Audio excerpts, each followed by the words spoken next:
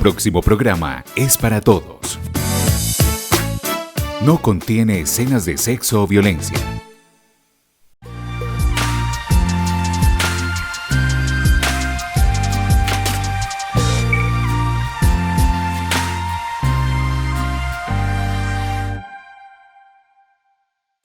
Televidentes, bienvenidos a Signos Vitales, un espacio enfocado que tenemos en AUPAN, la televisión de los andinos, enfocado especialmente en el bienestar, en la promoción y en la prevención en cuanto a la salud.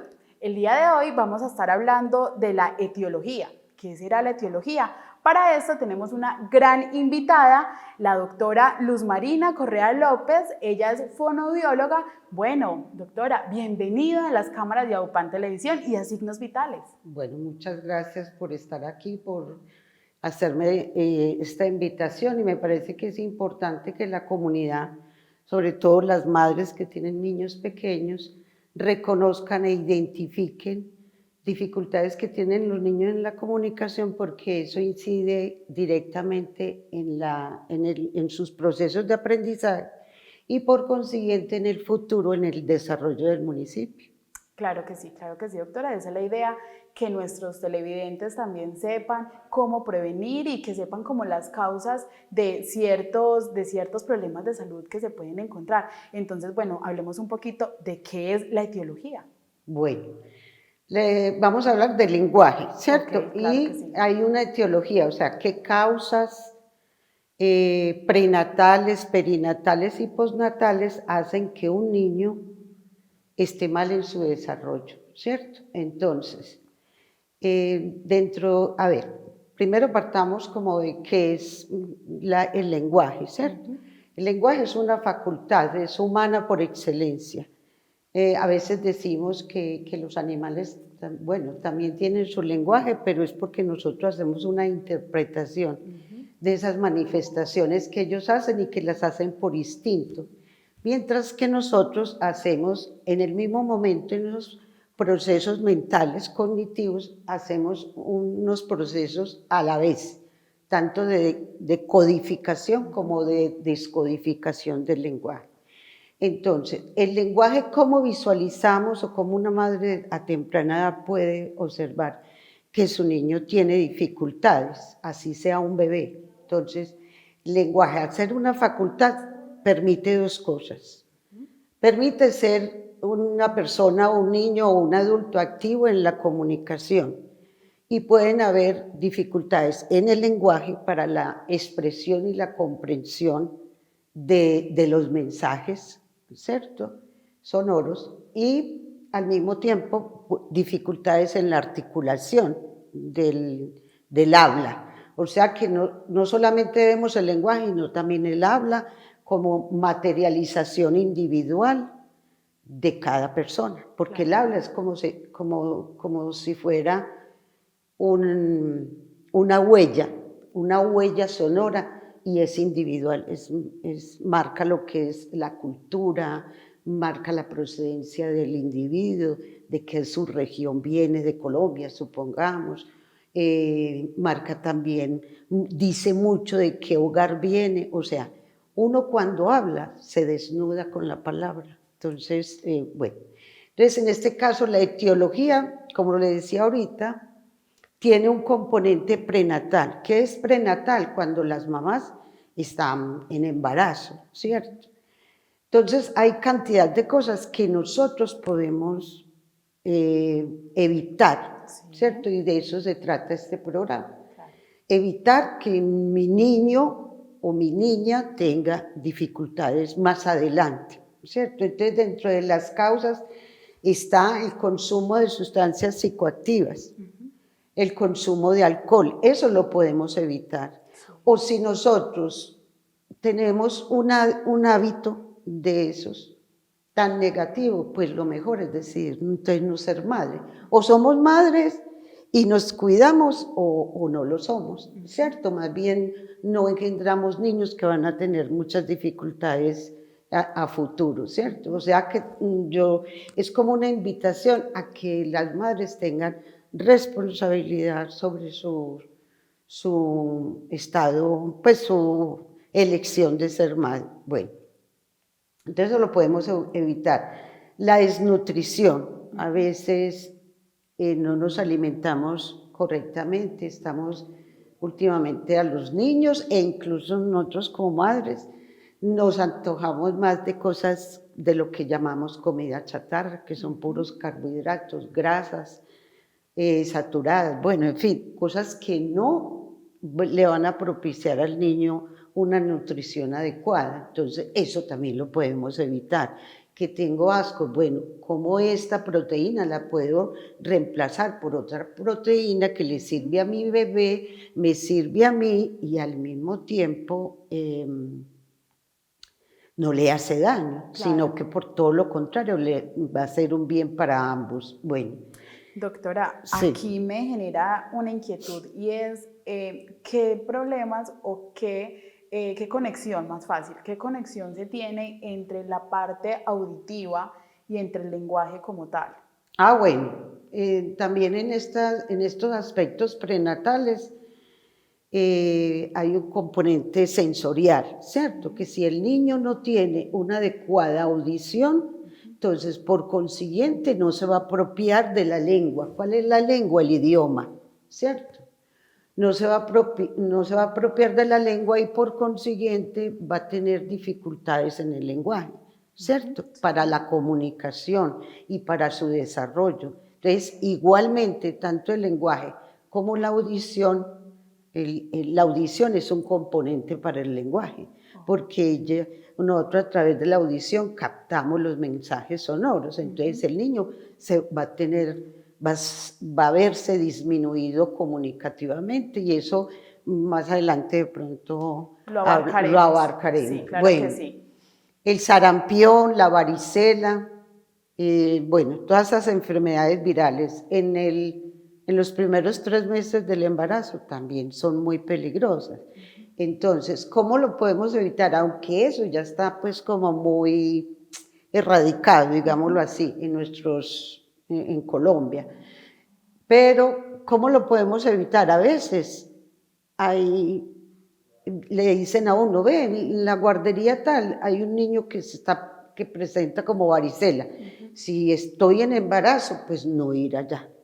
Si mi niño está yendo, pues no llevarlo, ¿cierto? A ese establecimiento hasta que no pase como esa cuestión viral, porque la varicela, el sarampión y la rubeola, pues que esa sí ya está muy erradicada, son causa número 1 prenatal de sordera o sordoceguera, y eso lleva también a un componente de discapacidad cognitiva.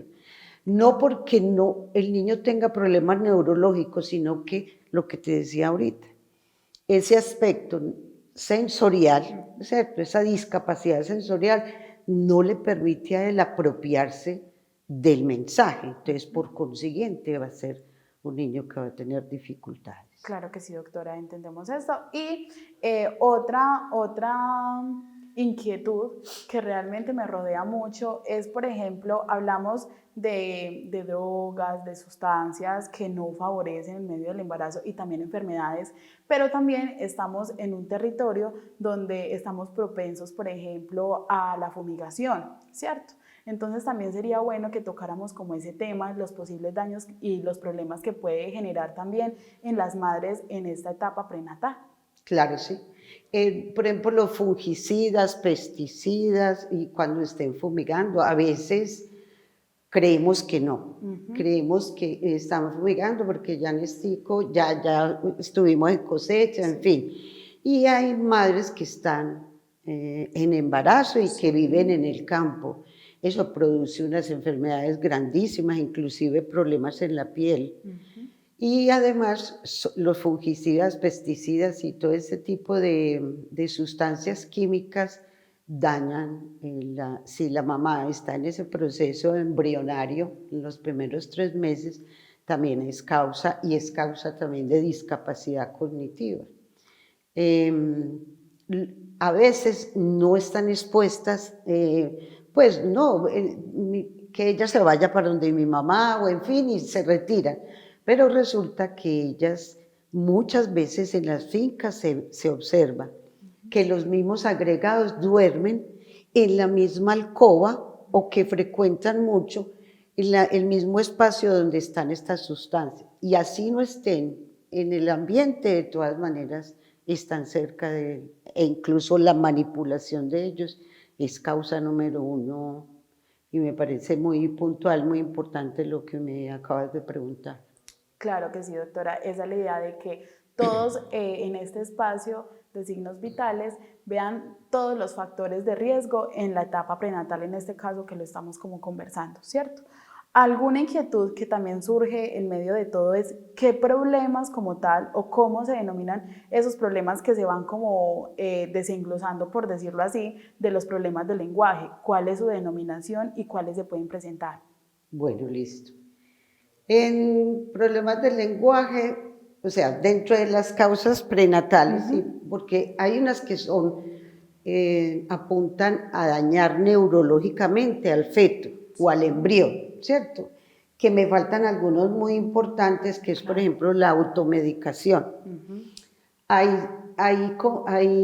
medicamentos que tienen una contraindicación ototóxica, o sea, que van a dañar la formación, digamos, pero la madre tiene un dolor o tiene algo y entonces ella misma se automedica, ¿cierto? Y resulta de que al consumir este medicamento puede causar daño en el oído, ¿cierto? En la formación del oído, dependiendo del grado de la cantidad, ¿cierto? Y que no todos los medicamentos producen lo mismo. Los factores de consanguinidad, eso también se puede prevenir.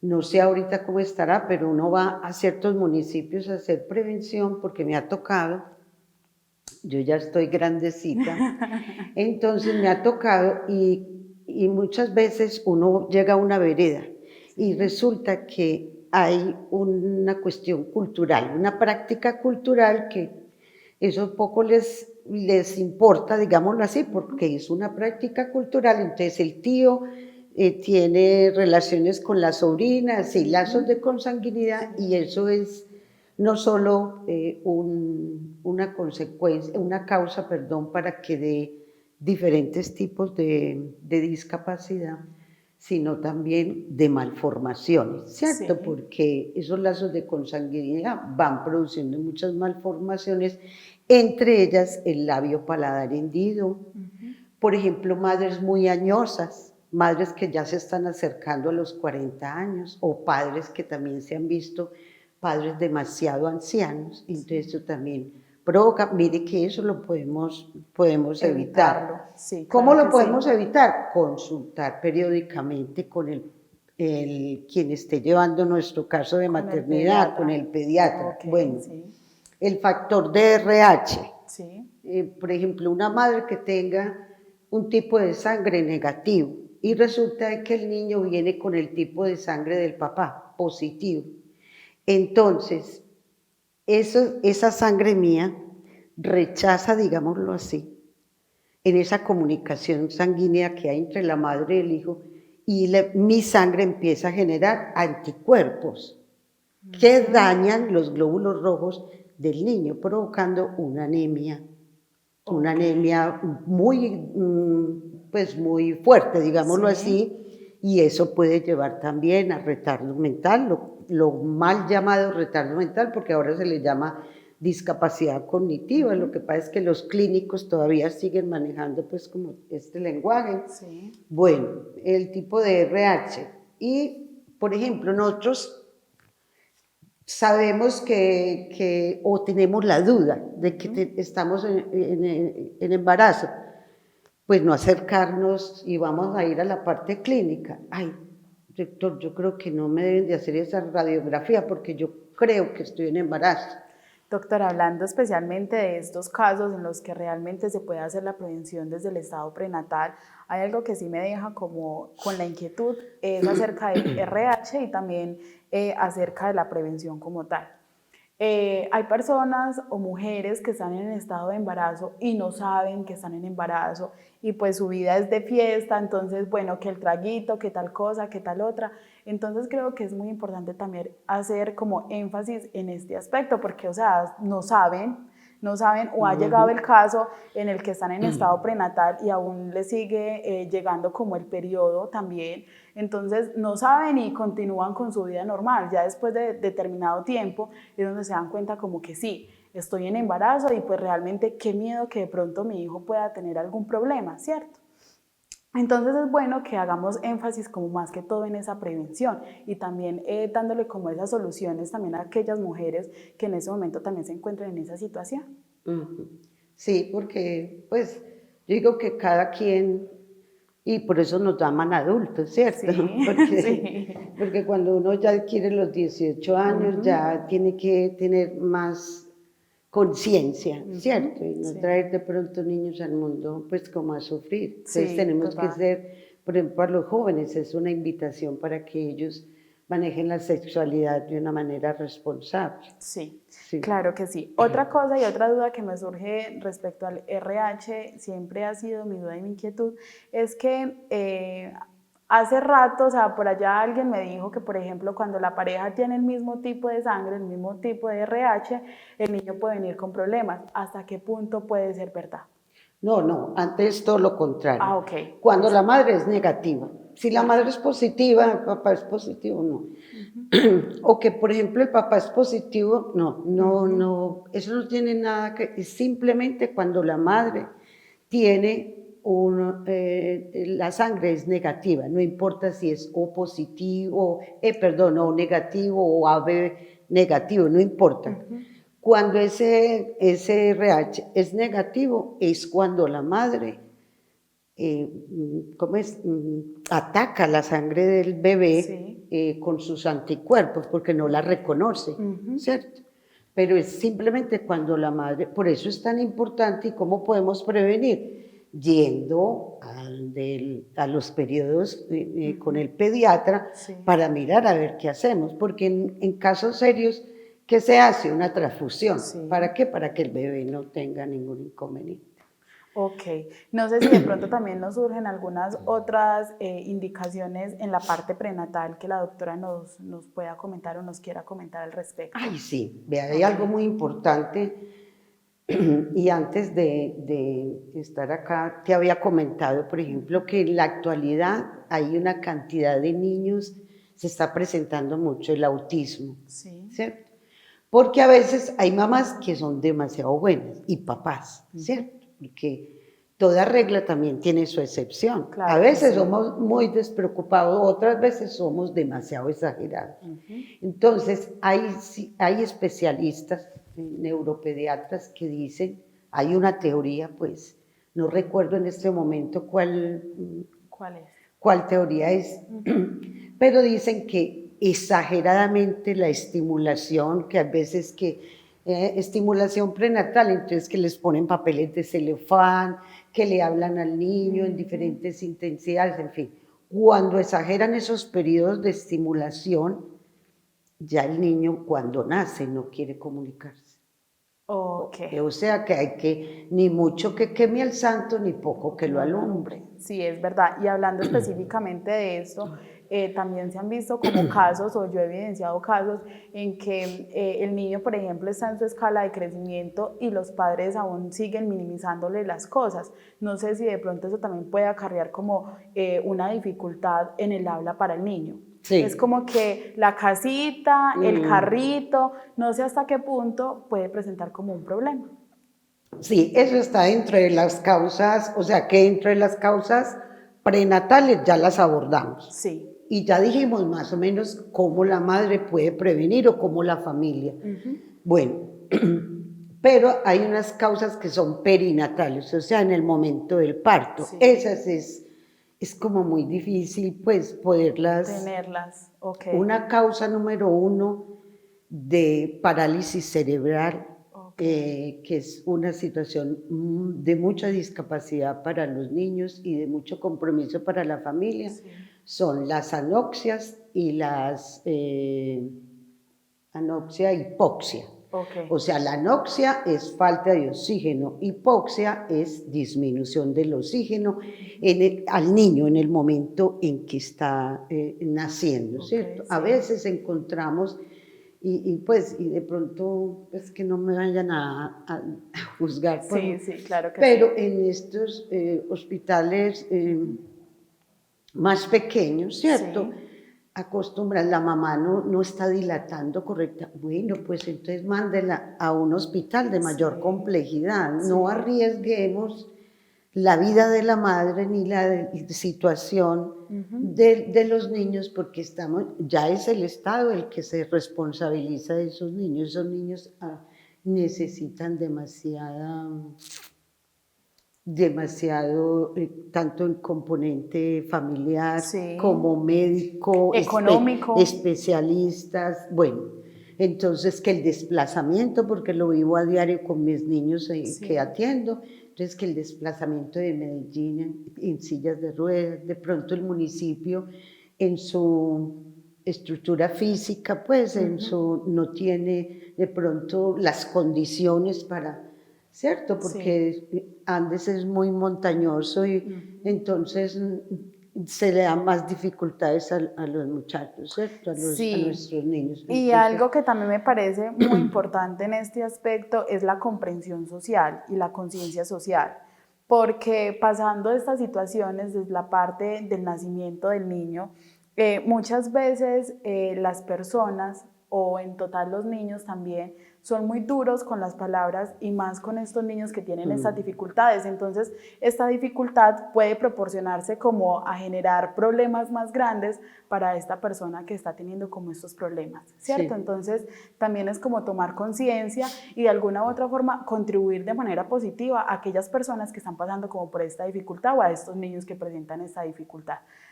Bueno, doctora, aprovecho también para contarle que nosotros acá en Signos Vitales tenemos un espacio que se llama Glosario Médico, donde a partir de ciertas definiciones y ciertos criterios le damos y le brindamos o proporcionamos más sabiduría y más conocimiento a nuestros televidentes. Entonces vamos al Glosario Médico.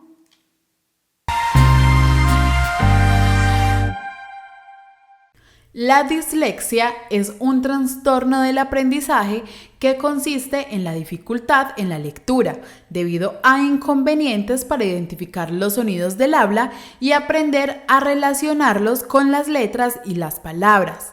Decodificación. La dislexia, también llamada discapacidad para la lectura, es una consecuencia de diferencias individuales en las áreas del cerebro que procesan el lenguaje.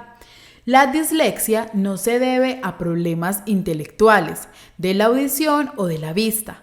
La mayoría de los niños con dislexia pueden tener un buen resultado en la escuela con un programa de tutorías o de educación especializada. El apoyo emocional también juega un papel importante.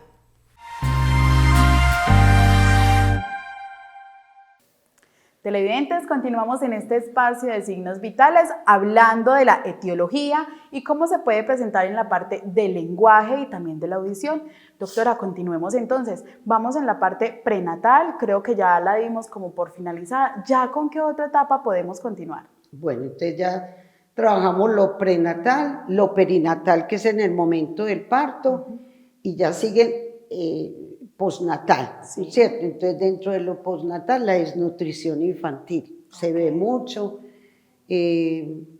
pues hay familias que son muy condescendientes con los niños, a darle únicamente lo que ellos pidan, y yo creo que en eso tenemos que tener más disciplina con el niño, no es como sino porque también tenemos que tener exigencia con ellos y por lograr que estos niños tengan un mejor futuro, ¿cierto? Entonces, la parte nutritiva es importante, los vegetales, las frutas, las proteínas, hasta los carbohidratos también, pero yo digo que la parte, todos los componentes dentro de la nutrición son muy importantes. Lo que hablabas ahorita, la sobreprotección, ¿cierto? Entonces mi bebé, y son niños de 4, 5, 6 años y todavía siguen los bebés, pues tratados como bebés.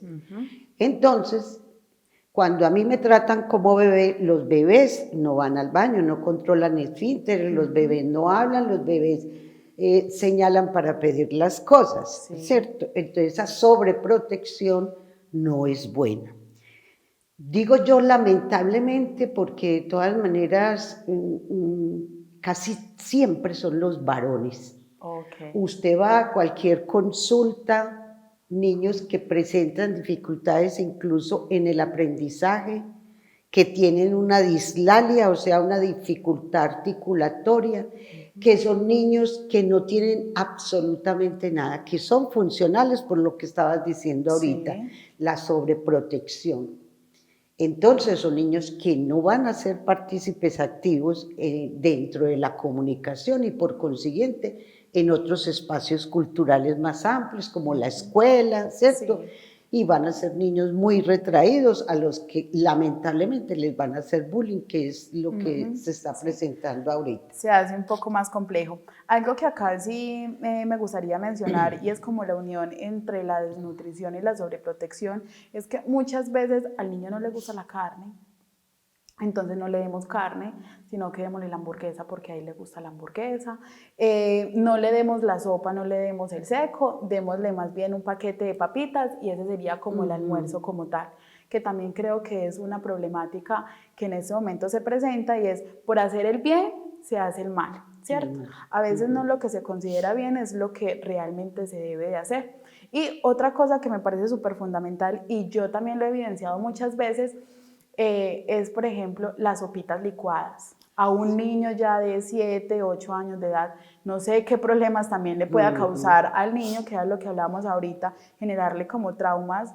Y algo más es en la parte social, porque entonces el niño ya va a compartir con los niños en el colegio. Entonces, venga, no, a mí no me gusta eso, me gusta licuado. O sea, en el colegio no van a tener como esas condiciones específicas para cada niño, ¿cierto? Entonces, ahorita que hablábamos del campo y del ámbito social, también se hace un poco tedioso para aquellos niños que a pesar de todo no tendrían ninguna dificultad, pero que la sobreprotección sí es algo que les está causando y les está haciendo como daño, ¿cierto? Por ejemplo, el uso del biberón. Y tienen 3, 4 años y el niño todavía está pegado de un tetero. Entonces, esos movimientos repetitivos y lo que vos decías ahora, no me gusta la carne o no, el niño no come nada que sea duro, todo tiene que ser triturado o licuado. Entonces, no va a tener buena implantación dentaria, por consiguiente, va a necesitar de aparatos, digámoslo así, cuando tenga su segunda dentición. Sí. Bueno, va a tener inadecuados procesos articulatorios porque para mover dentro de nosotros hay órganos fonoarticuladores activos que serían la lengua, el velo del paladar y los labios, ¿cierto? Entonces, si yo no mastico bien, si tengo inadecuados procesos prelingüísticos que son antes de adquirir la lengua o el lenguaje, entonces no voy a poder succionar bien, ni voy a masticar bien, ni voy a tragar bien. Entonces son niños que van a tener una hipotonía facial, ni que eso no, o generalizada en muchos casos. Entonces, no, dales a los niños los alimentos, como dicen los pediatras, teniendo como precauciones, ¿cierto? Sí, sí. Por ejemplo, un niño que apenas está aprendiendo más, ¿cómo le voy a dar yo una tostada? Se puede ahogar, claro que ¿cierto? Sí. La posición para la alimentación también es muy importante. Bueno, y hablando específicamente también del biberón, es algo muy curioso porque hace poco conocí pues el caso de un niño en el que, por ejemplo, la parte de acá de la mandíbula, el corrido de los dientes es muy pronunciado, entonces para vocalizar o para hablar se le dificulta porque dice las palabras entre ¿cierto? O sea, con la porque los dientes no le terminan como de precisamente porque el niño pasó por una etapa hasta los 8 años donde tomó biberón. Entonces, también, hablando más que todo en la sobreprotección, esa sobreprotección puede causarle muchos daños al niño, tanto en la parte del lenguaje, no sé qué problemas auditivos también pueda tener. Y también de inseguridad. También de inseguridad. En la parte del habla y del lenguaje se va a ver disminuido. En la parte física, anatomofisiológica también se va a ver disminuido porque va a tener mala implantación dentaria, va a tener dientes pues con con muchas, digámoslo así, patologías o Sí, enfermedades, sí, caries. sí. Por ahí hay algo que dice tiene ¿qué? La enfermedad del biberón, que son niños que tienen totalmente los dientecitos todos dañados. Sí. Entonces, eso de todas maneras es la autoestima, ¿cierto? Perder los dientes o tenerlos negritos a edades muy tempranas, eso no va a favorecer su autoestima, su autorreconocimiento en el medio social, y más que el niño va de la casa, que al preescolar, que al colegio, y entonces ya en escenarios donde hay más exigencia comunicativa. Sí, claro que sí. Bueno, también tener todo lo contrario, el maltrato infantil. Vos no servís para nada, o sea, Sí, todo lo contrario, sí. lo que te decía ahorita, ni mucho que queme al santo, ni poco que lo alumbre, ¿cierto? Entonces, a veces tenemos padres que son maltratadores e incluso los tratan con palabras muy vulgares, ¿cierto? Sí. O el niño, aunque yo te decía ahorita que el lenguaje es una facultad humana por excelencia, usted sabe, y no por la adultez, usted sabe si ese decir del compañero se lo está diciendo con qué intención. Sí. Y a veces utilizamos mucho el sarcasmo, en fin, para referirnos a los niños, y con palabras muy soeces o muy despectivas. Vos no servís, que es un bobo, ¿cierto? Sí. Entonces, esos niños también, todo lo contrario, ese maltrato verbal o ese maltrato físico hace que también los niños tengan muchas dificultades a nivel cognitivo sobre todo. No, y el problema que pues también se evidencia mucho, lo hablo pues de la parte social, pues porque estoy enfocada más en la parte social, es que se ve que los niños cuando tienen ese maltrato verbal de las madres, también lo replican de manera general, intentando como sacar todas esas palabras negativas, o en muchos casos se normaliza. Entonces en el colegio es como, no, así no lo diga, no es una forma de hablarle al compañero o algo, pero es como que no, si en mi casa lo hacen, ¿cómo que no si en mi casa mi mamá me proporciona ese tipo de vocabulario o mi familia? Entonces también es algo que se convierte en un problema para el niño en cuanto a la convivencia con los compañeros, ¿cierto? Doctora, muchísimas gracias por estar con nosotros en este espacio. Vamos a continuar con este tema, televidentes, vamos a continuar con este tema porque es un tema muy importante y muy extenso. Sin embargo, esta parte o este espacio de signos vitales va a terminar, pero continuaremos con ustedes. Doctora, muchas gracias. Bueno, con mucho gusto y gracias por la invitación y ojalá esto sea extensivo. Claro que sí. Para que prevengamos. Sí, la intención es esa, saber las causas, saber también como la prevención, tener como el tratamiento de estas problemáticas que se pueden presentar y que de alguna u otra forma este tema no solamente se presenta en la parte del lenguaje y la parte auditiva, sino que también se despliegan, sí, por decirlo así, varias problemáticas también en el entorno. Entonces, televidentes, muchísimas gracias por estar con nosotros, los esperamos en una próxima.